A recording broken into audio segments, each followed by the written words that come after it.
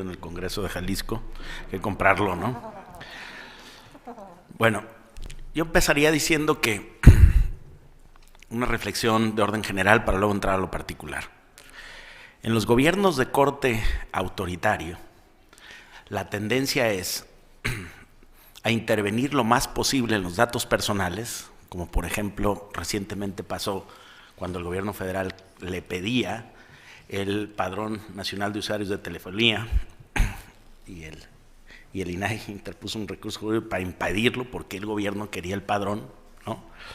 Si un gobierno que es autoritario busca tener la mayor cantidad de datos personales de los gobernados e impedir a la vez, en la mayor medida posible, el acceso a la información de naturaleza pública. Por el contrario, un gobierno democrático lo que debe de hacer es proteger lo más posible los datos de los gobernados y facilitar lo más posible el acceso de los ciudadanos a la información que es de naturaleza pública.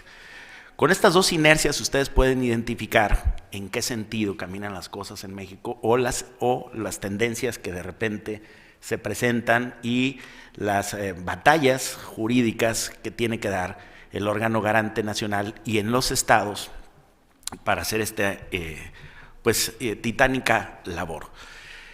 Y es precisamente porque el Poder Ejecutivo, el Poder Legislativo y el Poder Judicial no son suficientes para realizar esta tarea, por la que el Estado mexicano y en diversos otros países han creado esto que denominan los abogados del Instituto de Investigaciones Jurídicas de la UNAM como los órganos constitucionalmente autónomos, es decir, organismos públicos que no pertenecen, que no están adscritos a un poder de la clásica división de poderes, pero que tienen una función de Estado atribuida por la propia Constitución.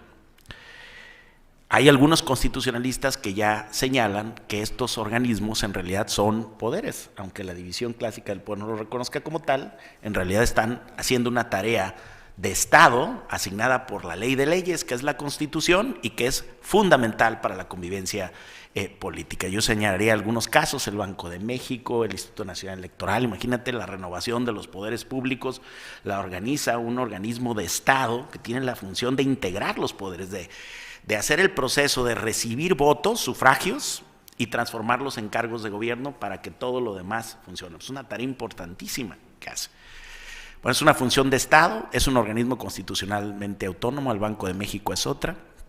El Instituto Federal de Telecomunicaciones, que hoy a nombre del Estado asigna las frecuencias, entendemos cada vez menos del IFT, pero yo diría que es uno de los organismos constitucionalmente autónomos, del que se habla poco, pero que cada vez ejerce un enorme poder, porque está manejando todo el tema de las telecomunicaciones y ahora con el tema digital está ahí situado, pues diría yo, el 80% de la actividad industrial pasa por decisiones que toma este instituto tan poderoso que tiene también una función de Estado. Y bueno, el INAI es precisamente un OCA, un organismo constitucionalmente autónomo, y el ITEI es precisamente otro organismo constitucionalmente autónomo. Bueno, dicho lo anterior, diría que también en antaño ha habido este riesgo de los datos personales y no necesariamente asociado a herramientas digitales. Si ustedes son muy jóvenes, la mayoría de los que están aquí, pero en antaño la empresa Teléfonos de México, que era monopólica, publicaba un directorio telefónico y era público y ahí estaban los datos personales, ¿no? Incluso se dice que la institución que más sabía de los ciudadanos antes de la época digital, pues era la iglesia, ¿no? Porque iban y se confesaban todo, entonces les sabía todos los pecadillos a todo mundo y ellos tenían, cierto, el Vaticano tenía sus expedientes de la gente poderosa donde documentaban pues todo lo que iban y le contaban al sacerdote, y ellos tenían expedientes de todos los hombres poderosos del mundo, tenían, digamos, el mejor banco de datos porque voluntariamente, además ahí no violabas ninguna ley. Ibas y le decías todo, ¿no? Te asignaban penitencia y bueno, pues ellos se quedaban con un expediente gordo de cada tipo que luego se volvía poderoso y pues era, digamos, una suerte de policía política en el Vaticano bastante eficiente y organizada. Bueno, ahora eso pasó a lo que es Google y Facebook, que yo diría son herramientas.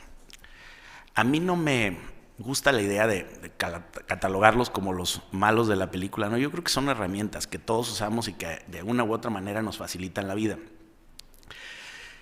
Y yo creo que la única manera de entrarle a este tema, que ya expusieron sobradamente mis compañeros, es en buena medida la autorregulación, por un lado, y por el otro lado es la alfabetización en el uso de los datos. Así como hablamos en medios de comunicación de la alfabetización mediática e informacional, es decir, de enseñar a la audiencia sobre la diferencia entre una entrevista y una infomercial, entre una crónica y un reportaje, entre lo que es periodismo y lo que es propaganda.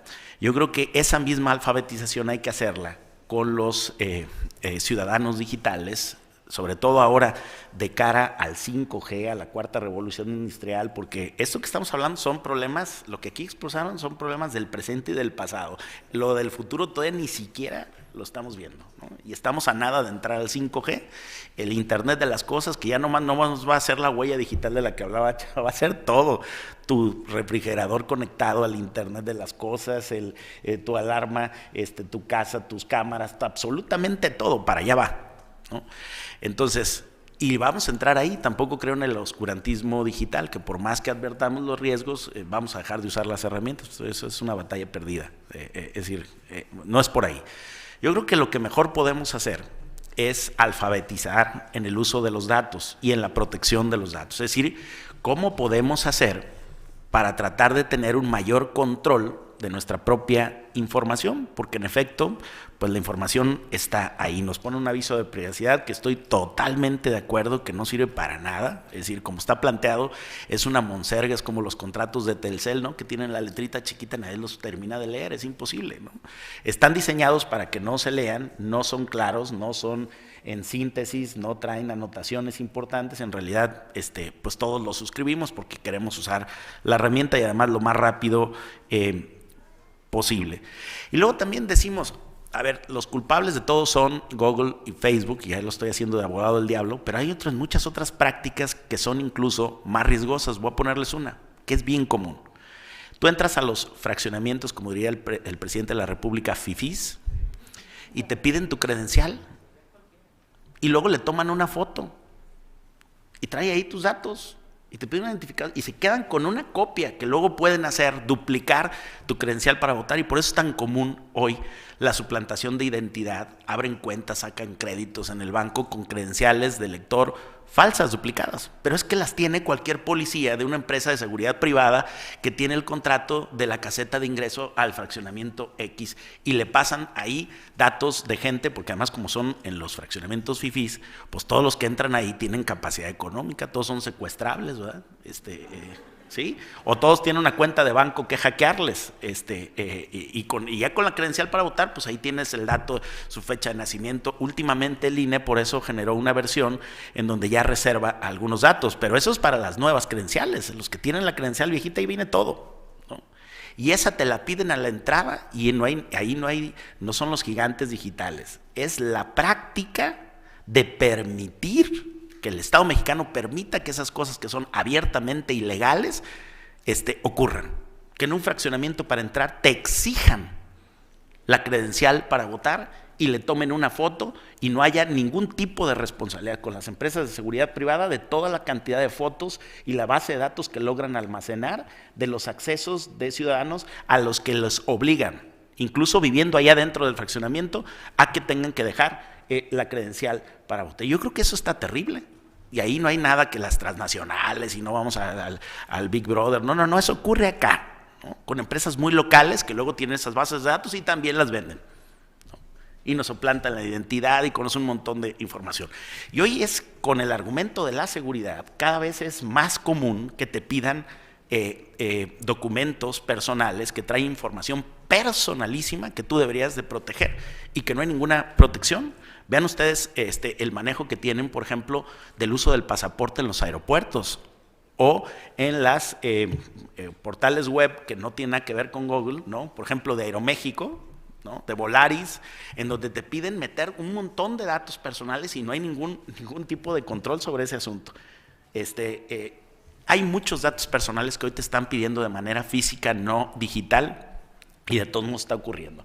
Porque el problema es que este derecho, que es muy importante, como ya lo dijo Salvador Romero y seguramente lo va a decir también Luis Fernando, pues es un derecho muy incipiente en México y en el mundo, y la verdad es que el avance, digamos, el grado de avance que tenemos en la protección de datos personales y en las sanciones y en las medidas para inhibir el uso incorrecto de los datos personales, pues son francamente ineficientes. Ya lo decía aquí Lina, el padrón electoral con los datos de todos los mexicanos, ustedes vayan al baratillo, ahí se los venden en un CD.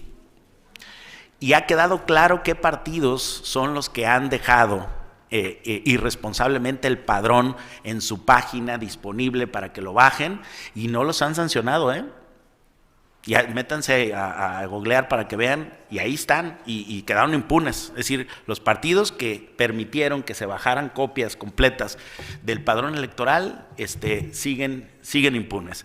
Entonces, yo creo que este tema de los datos personales pues es mucho más complejo que la versión digital.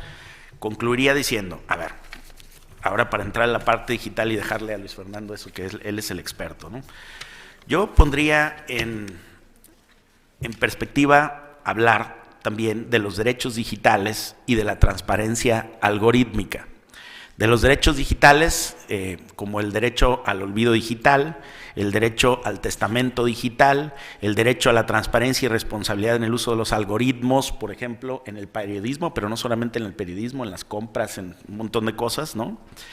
Y el efecto burbuja, que nos aísla también de información y que va generando sociedades que cada vez reaccionan con más odio, con más ira a cosas diferentes, porque la burbuja digital te ofrece o te sugiere contenidos que son definitivamente cercanos solamente a tu perfil de usuario, y eso vulnera la pluralidad, vulnera la diversidad, porque al consumir solamente información de la que tú mismo manifiestas agrado, tu capacidad de diversificar, de entender lo diferente, lo heterogéneo, lo diverso, va complicando y va generando sociedades aisladas, contrapuestas entre sí, y esos discursos de odio también por eso surgen y tienen tanto éxito. Yo aquí lo dejo.